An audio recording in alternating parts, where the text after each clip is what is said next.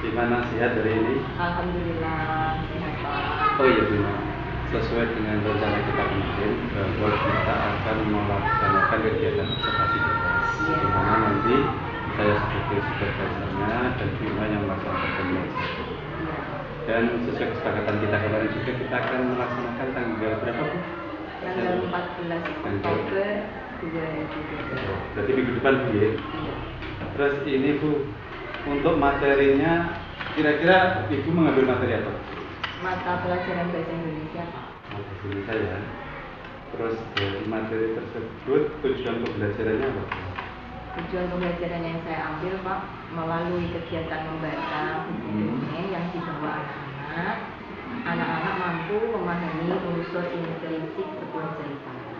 Jadi kalau yang saya tangkap ini dari apa yang Bima sampaikan itu kan anak-anak bisa memahami isi bacaan, terutama unsur intrinsiknya ya. Terus menurut Bima ini area pengembangan yang Bima kehendaki itu yang seperti apa? Kemampuan memahami isi bacaan Pak. Keresahan saya selama ini kan ketika anak-anak membaca itu seringnya mereka hanya membaca saja. Mereka ketika ditanya kembali isi bacaan mereka tidak mampu. Jadi area itu yang ingin saya perdalam.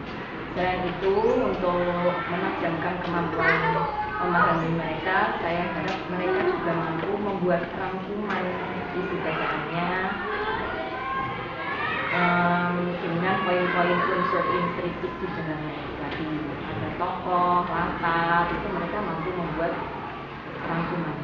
Terus selain itu harapan saya juga mereka mampu menyampaikan secara lisan. Jadi ketika ditanya mereka tahu isi bacaan tadi itu apa, siapa tokohnya, terus penokohannya bagaimana, latar, alur dan sebagainya. Terutama amanat. Jadi kalau yang saya tangkap apa yang disampaikan Bima tadi, anak-anak itu mampu menyampaikan dalam bentuk tulisan atau tulisan begitu ya, bisa merangkum atau menceritakan kembali sesuai kemauan anak. Nah, terus ini Bu, kan Bima ingin mengembangkan anak itu bisa menyampaikan kembali dalam bentuk tulisan atau tulisan. Terus kira-kira strateginya bagaimana? Saya pertama melaksanakan tes kemampuan awal Pak untuk mengetahui karakteristik dan gaya belajar mereka agar saya mampu mempersiapkan media pembelajaran yang variatif juga seperti mungkin video buat anak yang audiovisual, buku-buku bacaan yang mereka punya buku bacaan di rumah saya suruh membawa. Itu fungsi dari tes kemampuan awal, juga menggali potensi mereka. Nah, mereka sudah punya buku-buku bacaan di rumah, tapi jarang baca, bisa dibawa di sekolah. Terus mendampingi mereka Pak dalam membaca. Jadi mungkin di rumah mereka jarang didampingi orang tuanya untuk membaca buku. Di sekolah harapannya melalui kami kegiatan membaca bersama, saya sebagai fasilitatornya mampu mendampingi anak-anak dalam membaca buku. Terus kemudian saya juga memberikan beberapa pilihan tugas yang sesuai dengan karakteristik mereka. Yang mau lisan ya silakan tugasnya disampaikan secara lisan, yang suka menulis juga boleh, atau mungkin ada yang mau digambar seperti peta pikiran ya silakan. Nanti saya berikan beberapa contoh tugasnya. Jadi yang saya tangkapkan strateginya tadi mulai dari melakukan tes kemampuan awal ya. Terus yang kedua memahami karakteristik karena anak kan juga gaya belajarnya menurut Bima tadi. Terus gini Bu, kira-kira kan masih ada waktu 1 minggu Bu. Ini kira-kira untuk menerapkan strategi ini Bima mau melakukan atau memulainya kapan?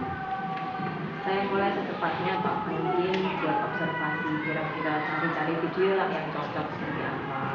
Terus cari-cari buku yang relevan, baik itu di perpustakaan atau bersumber dari anak, kan perlu waktu yang relevan dengan umur anak.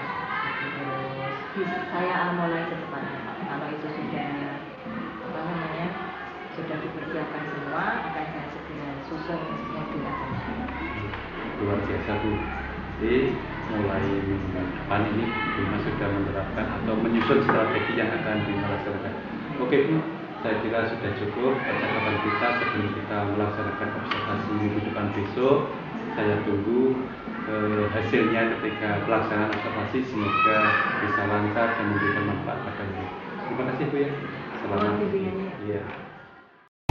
Assalamualaikum warahmatullahi wabarakatuh. Waalaikumsalam warahmatullahi wabarakatuh. Bagaimana kabarnya anak-anak? Baik.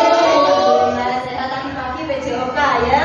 Baik. Jadi sekarang semangat belajarnya lebih bertambah. Ada yang sakit atau tidak masuk hari ini? Semuanya masuk. Sebelum kita mulai, mari kita mulai dengan membaca basmalah bersama.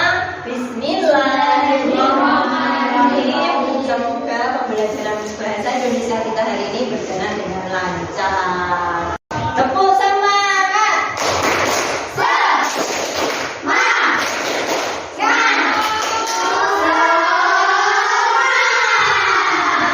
Hari ini kalian akan belajar tentang unsur intrinsik cerita. Ada yang pernah baca cerita? Siapa? Cerita apa Mas Segar yang kamu baca? Kisah singkat dan tikus. Kisah singkat dan tikus. Ada yang punya buku cerita di rumah? Buku cerita apa Mbak Erlin yang kamu punya? Kancil dan Siput. Dari judulnya Bima mau bertanya, tokohnya siapa? Kancil dan Siput. Mas Segar, dari cerita yang kamu baca, latarnya di mana? Tempat ceritanya di hutan. Nah, masa cuma 2 orang yang pernah baca cerita? Cerita apa saja? Ada yang pernah baca cerita lagi? Kura-kura dan kelinci. Kura-kura dan kelinci, Mas Yahya. Ceritanya itu siang hari, pagi hari atau malam hari Mas Yahya? Pagi hari. Itulah yang akan kita pelajari hari ini. Kalian nanti akan membaca sebuah cerita, terus kemudian kita akan mencari siapa tokohnya, siapa di mana saja latarnya, amanahnya apa dan lain-lain. Kalian sudah di dalam kelompok ya? Oke, sudah di dalam kelompok. Nanti Bu Bima akan membagikan ini LKPD-nya. Ini nanti dibahas per kelompok. Setelah ditulis di sini, maju per kelompok. Nanti sebelum itu, LKPD-nya nggih? Perwakilan kelompok maju satu-satu.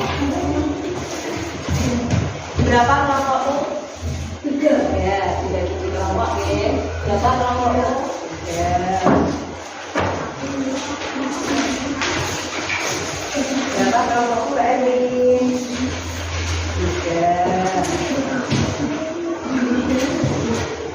Berapa kelompokmu Mbak Titi? Pas ya. Oke. Sebelum itu kita akan memahami materi dulu. Tidak perlu ditulis dulu. Lihat video di layar bersama-sama. Apa itu unsur intrinsik cerita?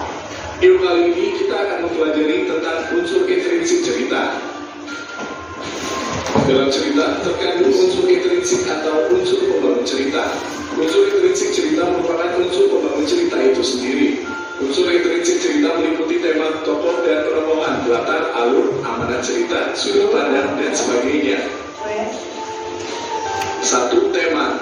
Tema adalah gagasan yang menjadi amanat adalah pesan moral yang ingin disampaikan oleh penulis kepada pembaca melalui cerita. 6. Sudut pandang. Sudut pandang adalah cara penulis memposisikan dirinya dalam sebuah cerita yang dibuatnya. Sudut pandang bisa berupa orang pertama, kedua, atau ketiga. Demikian penjelasan tentang unsur intrinsik cerita. Bagaimana videonya? Setelah nonton video, apakah ada yang bertanya? Aku Mbak Cahaya, apa yang ditanyakan? tanya cerita gelis itu apa? Cerita antagonis itu apa? Bagus, Bima simpan dulu ya. Oke, Mas Galih, tokoh antagonis itu apa? Bagus sekali. Ada yang lain? Sudah cukup dua ya? Ada teman yang mau membantu menjawab? Mbak Cahaya bertanya tentang tokoh tritagonis itu apa, dan Mas Galih bertanya tentang tokoh antagonis itu apa. Ada yang mau membantu menjawab? Silakan Mbak.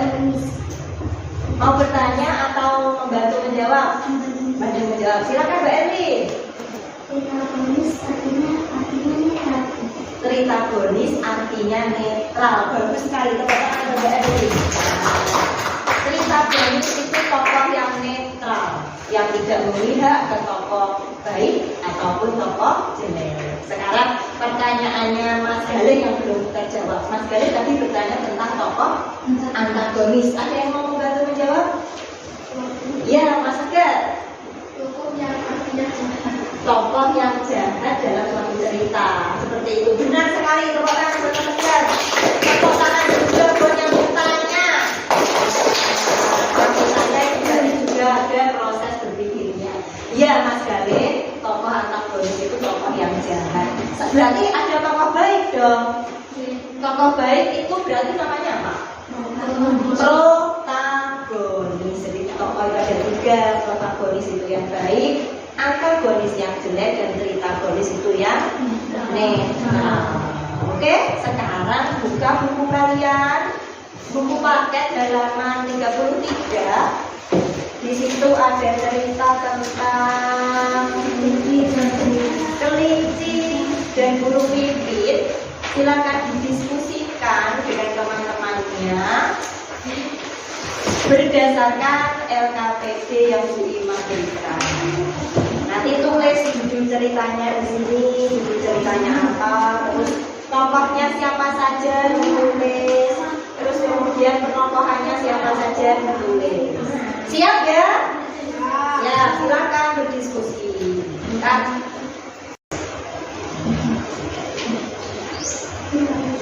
Judul ceritanya. Jangan lupa nama dan kelas. Judul ceritanya sudah, nama dan kelas sudah. Dibaca dulu ceritanya, terus saling membantu. Oh ini nanti kalau ada temannya yang kelupaan nulis, ini belum kamu tulis.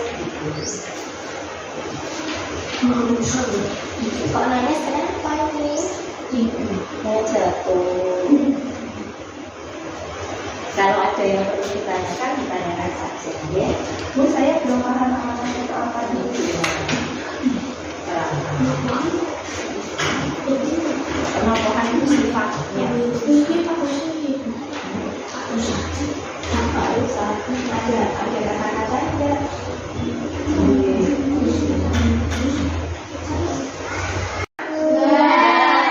Alhamdulillah. Nanti berarti Bu Ima minta maju berkelompok untuk membacakan atau mempresentasikan hasil diskusinya. Kelompok siapa yang mau maju dulu? Ya, kelompoknya Mas Segar, silahkan maju. Bertiga, ya apa? Ayo. Di depan mejanya situ saja. Yuk. Ya. Kami akan membacakan Hasil diskusi. Unsur esensi cerita dengan judul kelinci kecil dan burung pipit. Kelinci, burung pipit. Penokohan kelinci bandel nakal, burung pipit suka memberi nasihat.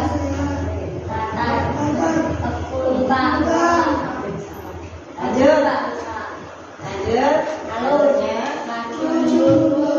merahnya Patuh pada orang tua. amanatnya Janganlah kamu mencuri apa yang bukan milik kamu.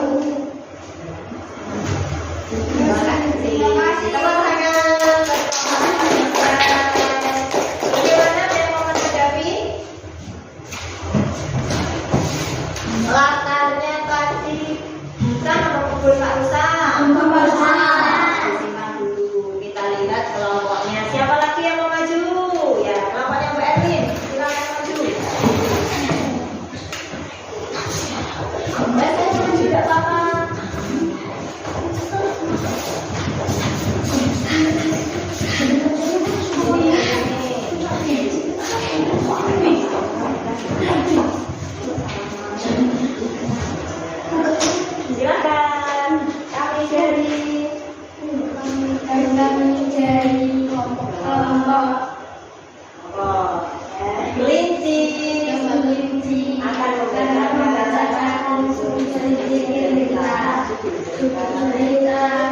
kelinci kecil dan burung pipit.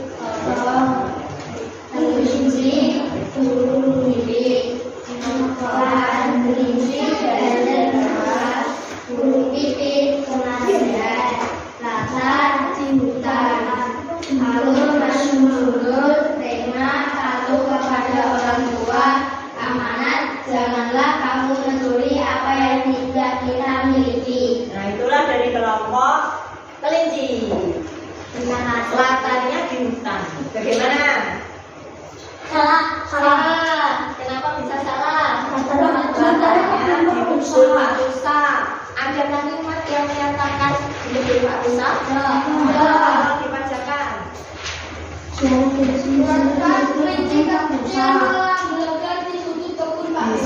Di sudut kebun Pak Rusa. Itulah yang membuktikan kalau latar cerita ini adalah di kebun Pak Rusa. Terima kasih kelompok kelinci, tepuk tangan.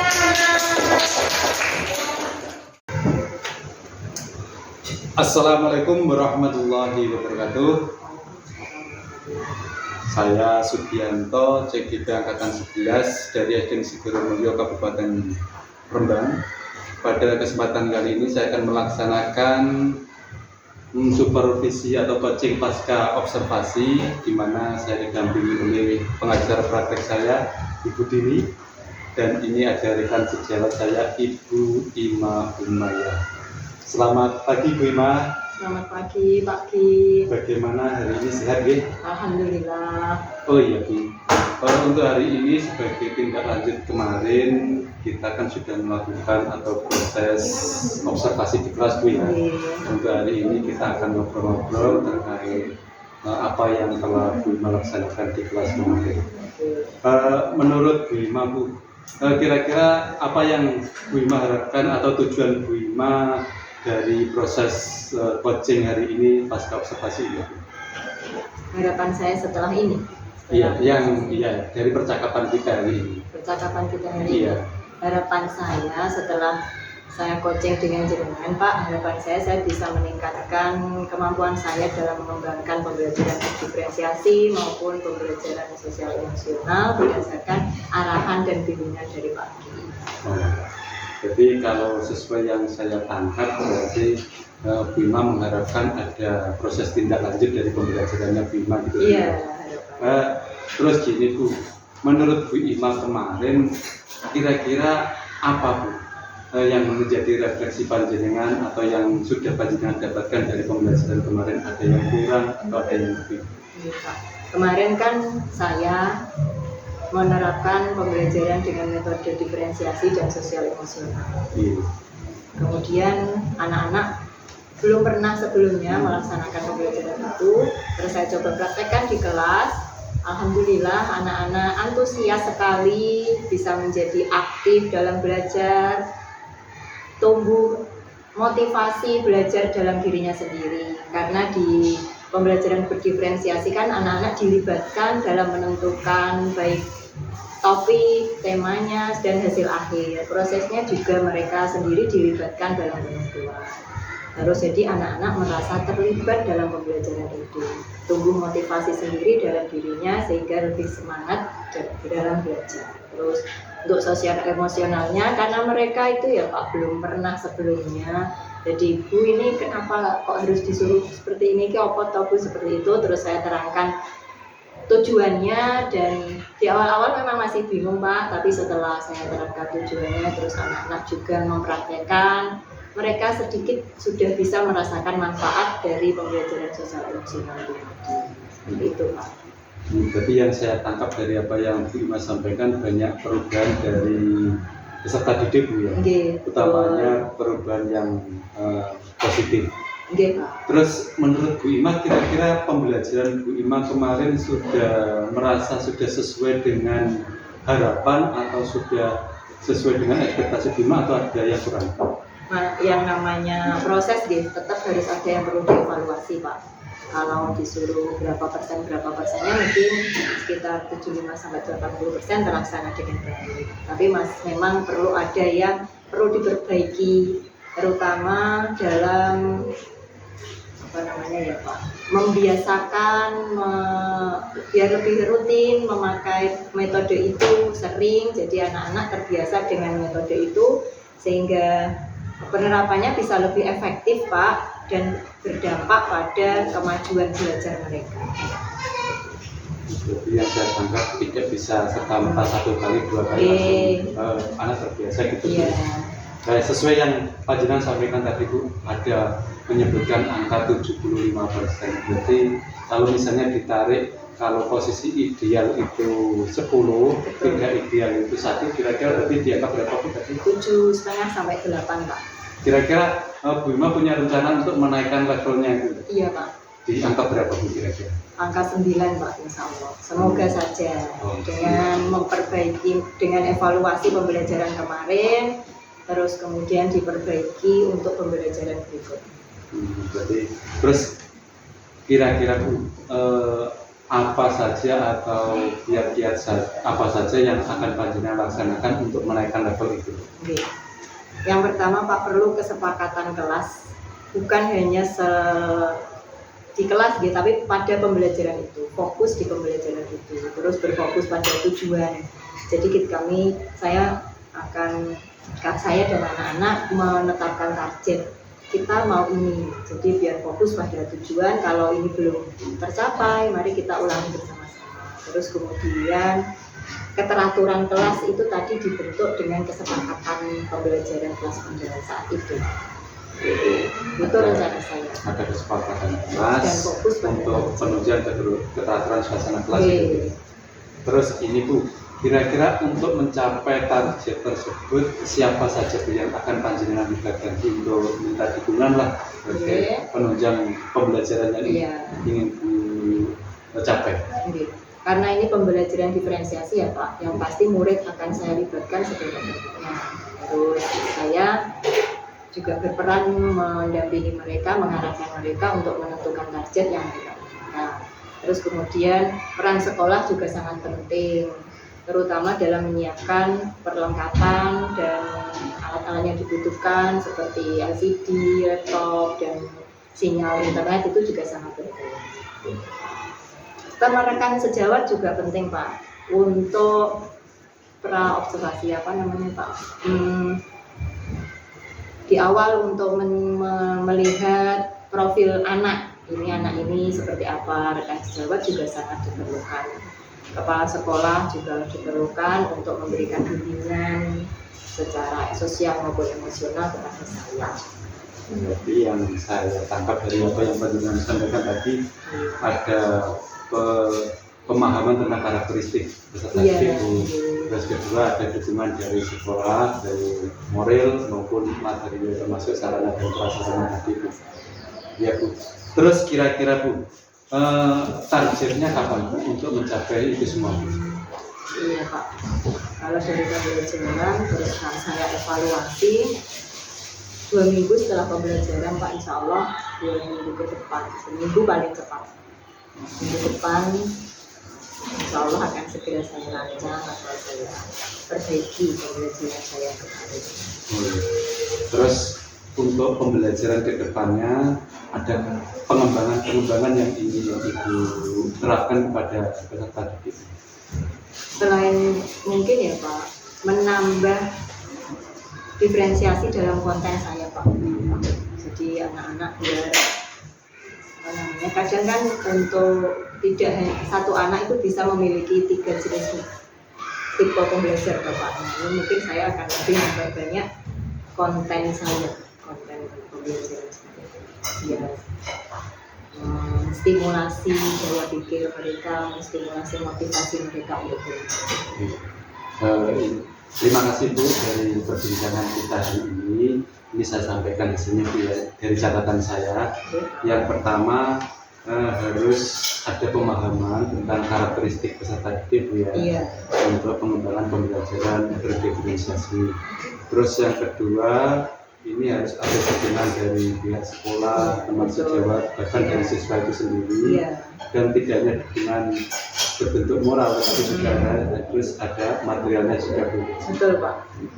Terus yang ketiga, ini tadi Ibu mau mengembangkan diferensiasi kontennya Bu, Iya. untuk siswanya.